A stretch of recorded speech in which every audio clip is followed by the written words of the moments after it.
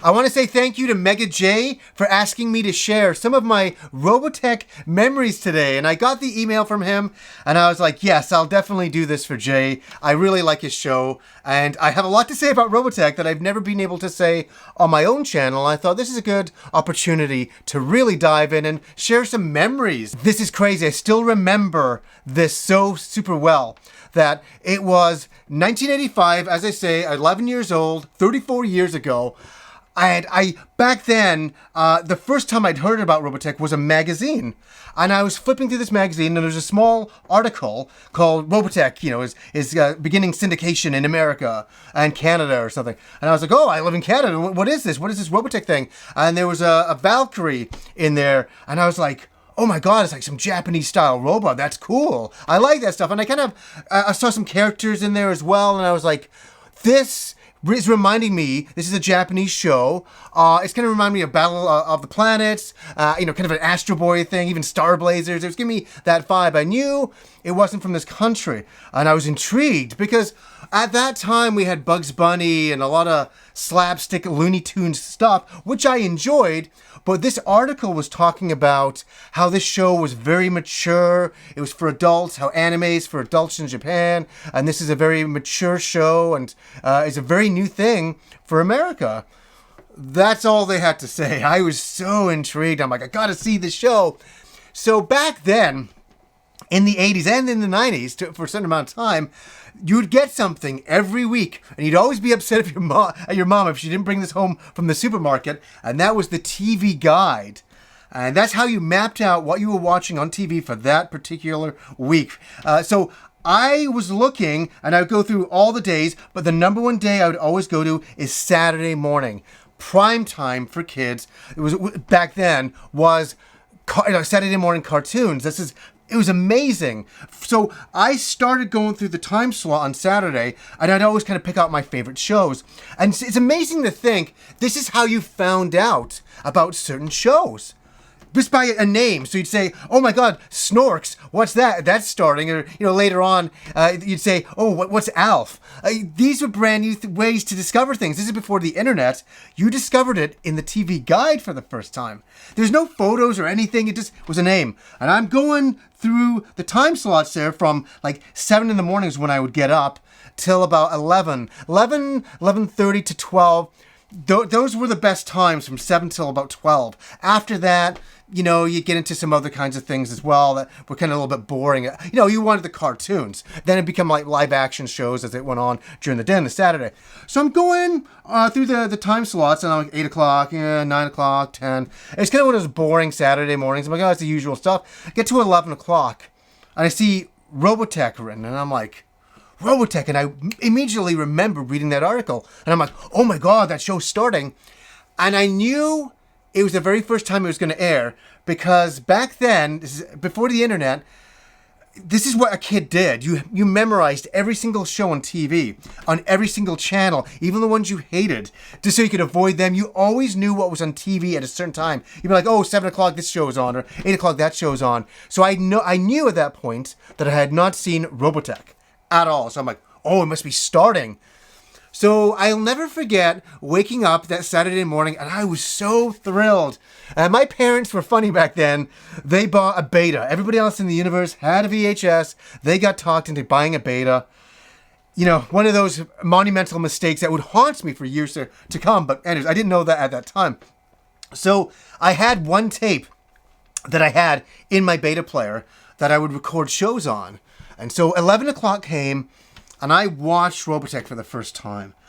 And it was mesmerizing. Obviously, it was the Macross saga. We know, I don't have to give you the history of Robotech. It was 3 different shows brought together to make one show. Later on, I'd be kind of a little resentful for that. But I can never be more thankful enough that I got to see Macross and Southern Cross and Mospeada. That was amazing back then. So I sat down and I watched this episode, and it was everything I could ever want. It was this huge Universal War that was going on. Mankind was in the middle of it. The SDF-1 was this alien technology.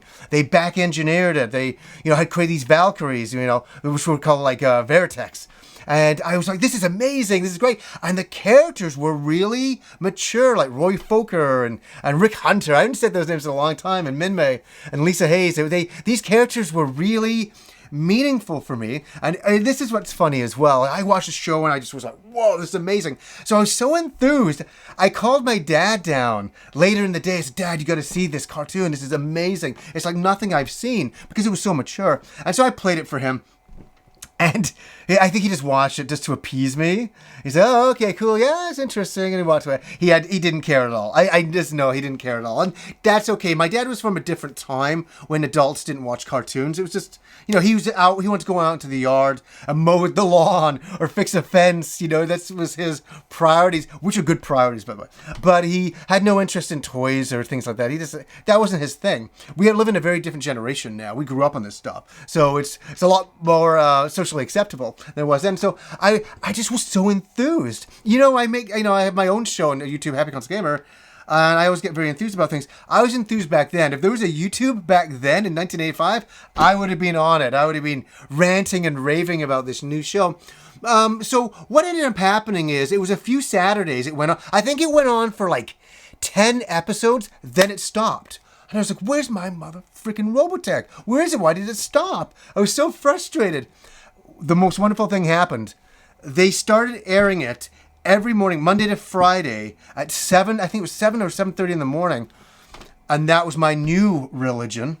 Every morning I would wake up. Remember when you were a kid and you'd wake up and you had all this amazing energy? And I would just go down, I'd have my bowl of sugary cereal. I have so many memories of that. I never missed one episode. I was down there eating my cereal, watching Robotech every morning, and it was just so wonderful. And I remember getting to the end of the Macross saga, and I was like, oh, I guess this is it. And I was so it was a really good ending, though, for Macross. It was a really good ending. And then I was like, okay, I guess that's over. And then I looked the next week, or the next day, I'm like, there's another Robotech episode? And then it continued on into Southern Cross.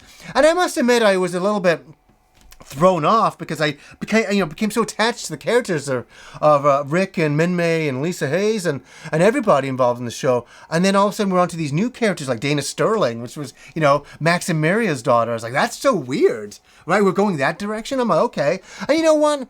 I was so invested in the whole mecha characters and the storylines that were going on. I just went with the ride. Like a lot of people bitch about things these days. I just went with it, and I had a good time with it. And then I got into like the Robotech the Next Generation, which was Mospeada, and that was freaking amazing. I really liked that one. That was so good. And then what happened is I forget at what point I was in the series. Maybe I didn't even finish the series.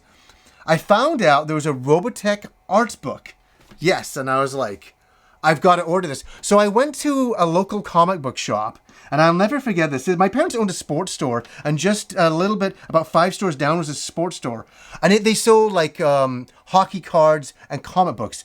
And I don't want to sound terrible, but there was this huge fat guy who'd sit in there every day, and he was just such a slob. He was so disgusting. I mean, I'd walk in there, I'd look at comics, and he'd always have a plate of fries with gravy, and he'd be like, and I was just like, he just was so grody of a human being. He's like, well, I don't know. And I'd ask him a question, he's like, I don't know if that comic's, I don't know.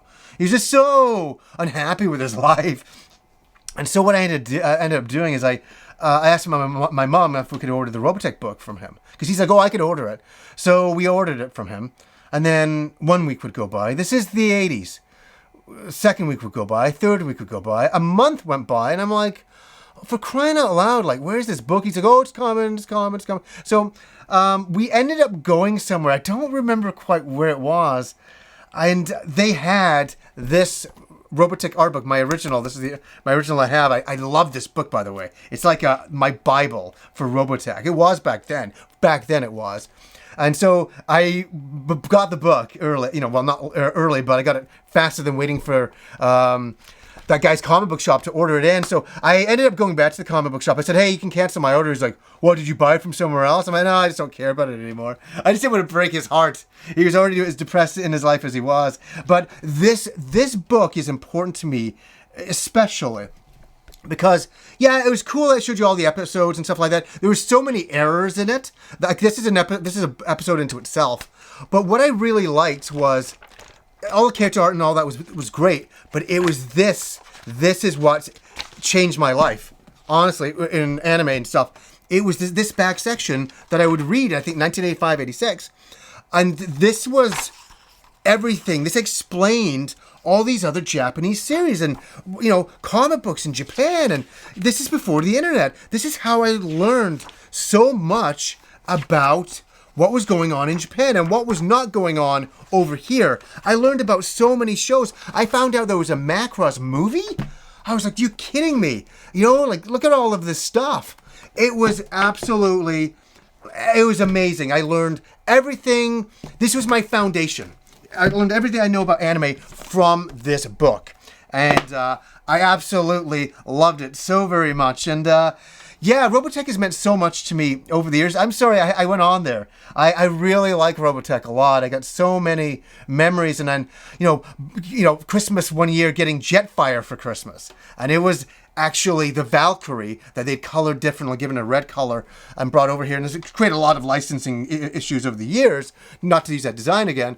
But it was so cool. I was like, oh, I got a Valkyrie. And I knew it wasn't Jetfire. I knew it was a Valkyrie. I'm like, this is from Macross. I was becoming a little bit more of an expert in my local neighborhood because nobody knew what anime was. No, I would go to school and say, you got to watch Robotech. You have to watch Robotech. And I got a few other people watching it, but it was very different back in the 80s. It just wasn't one of those things like it is now. Anime's huge. Anime was underground and it was weird. It was very strange to be into a Japanese cartoon series. But I thought it was the most amazing thing ever. But anyways, I had to convince all my local neighborhood about that. But those are some impressions. I could talk for probably an hour and a half about Robotech. There's just so much to say. And then the Sentinels came out. I was never a big fan of that. But Robotech is lived on in my heart, and it's a big part of my childhood from like 1985, 86, 87. Those are my golden years of getting up early and watching Robotech, and it was so wonderful. And I just want to thank Jay for having me on so I could discuss that today. So thank you guys.